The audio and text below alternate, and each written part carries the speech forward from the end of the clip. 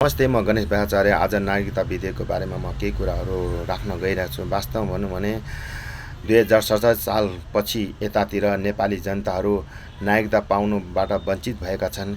विदेशीहरूले सरल रूपले नागरिकता प्राप्त गरेका छन्। आज नेपाली जनता रुँदै कराउँदै माइती घर मण्डलामा धर्ना दिनुपर्ने बाध्यता छ। हेर्नुहोस्, उनीहरू भाइ बहिनीहरू पढाइ लेखाइ गरेर केही गर्छु, नेपाल देशको लागि केही गर्छु, देशको नाम उच्च गर्छु भन्ने एउटा सपना बोकेर हिँडिरहेका भाइ बहिनीहरू आज बिच बाटैमै रुकिनु परेको छ। उनीहरूको भविष्य अन्धकार भएको अवस्थामा छ।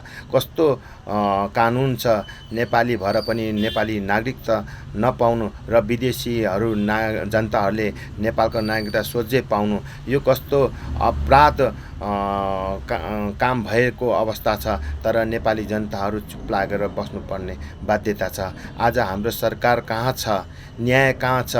नेपालीलाई नेपाली नागरिकताबाट वञ्चित गराएर देशलाई कतातिर ढकल्नु लागिरहेको छ।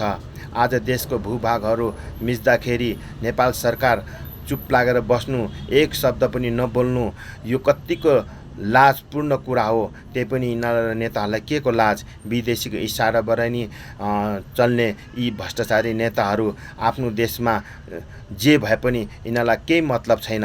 यिनीहरूको आफ्नो स्वार्थ पुरा गर्नु छ। यिनीहरूलाई पावर, सत्ता, कुर्सी चाहिन्छ।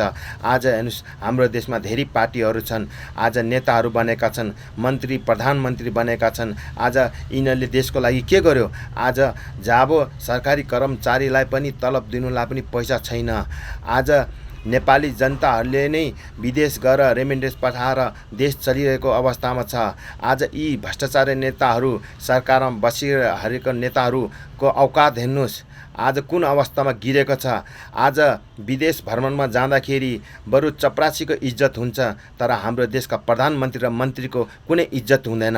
यिनीहरूलाई त भ्रष्टाचारको सूचनामा राखिसकेका छन् हाम्रा प्रधानमन्त्री र मन्त्रीहरूलाई। त्यही पनि यिनीहरूलाई लाज कहाँ छ?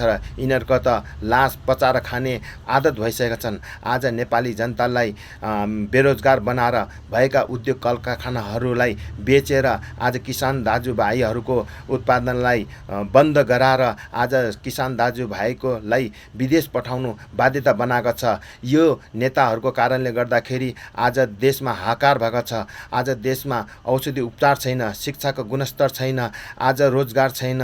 आज युवाहरू पढे लेखेर पनि आज बेरोजगार भएको अवस्थामा छ। आज विदेशमा गएर आज त्यहाँ विदेशको नोकर बनेर काम गर्नुपर्ने बाध्यता भएको छ। त्यही पनि नेपाल सरकार आज मौन बसिरहेको छ। आज आफ्नो सत्ता र कुर्सी बचाउनुको लागि मात्रै नेपाली जनतालाई भाषण गर्दै हिँडिरहेका छन्। तर देश र जनताको लागि केही नगर्नु सक्ने यिनीहरू निकम्मा सरकारहरूलाई अब ध्वस्त पार्नुपर्छ। आम नेपाली जनताहरू अब उठ्नुपर्छ, जाग्नुपर्छ। नभए त यिनीहरूले देशलाई पनि बेचेर खानु पछि पर्दैन। त्यसै कारणले देश भयो भने हामी रहन्छौँ, हामी भयो भने देश रहन्छ। तर यिनीहरूलाई हामीले यी भ्रष्टाचारी नेताहरूलाई तह लगाउनै पर्छ। हामी एकजुट हुनुपर्छ भन्दै म बिदा लिन्छु। जय नेपाल।